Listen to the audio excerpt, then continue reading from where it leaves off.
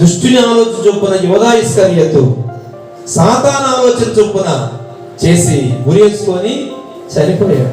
దుష్టుని ఆలోచన అనేది ఎంత ప్రమాదమో. సొంత ఆలోచన. దీనా అని ఒక అమ్మాయి ఉంది. ఆ దేశంలో ఉన్న ఫ్యాషన్ ట్రెండ్ మోడల్స్ చూడడానికి వెళ్ళింది. ఏమైపోయింది? యాకోబు కుమార్తె అయిన దీనా సొంత ఆలోచనకు తావిచ్చి తప్పిపోయింది, చెడిపోయింది, పాడైపోయింది.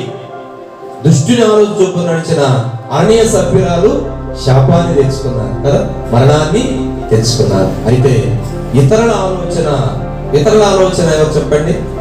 ఇతరులు చెప్పిన ఆలోచన. రెహబాము అనే ఒక అతను ఉన్నాడు, సొలొమోను రాజు కుమారుడు. పెద్దల ఆలోచన త్రోసివేసి, వింటున్నారా, సేవకుల ఆలోచన త్రోసివేసి తన స్నేహితుల ఫ్రెండ్స్ ఆలోచన చొప్పున చేసి రాజ్యాన్ని చీల్చాడు. బ్రతుకు ఏమైంది? బస్టాండ్ పాలైంది. రెహబాము జీవితంలో సొలొమోను కంటే ఇంకా వైభవంగా జీవించవలసిన వాడు, అమ్మా వింటున్నారా, రాజ్యాన్ని పతనం చేసుకున్నాడు. ఇతరుల ఆలోచన. తప్పిపోయిన కుమారుడు కదా, తప్పిపోయిన కుమారుడికి తనంతట తాను పుట్టిందా ఏదైనా చెప్పారా?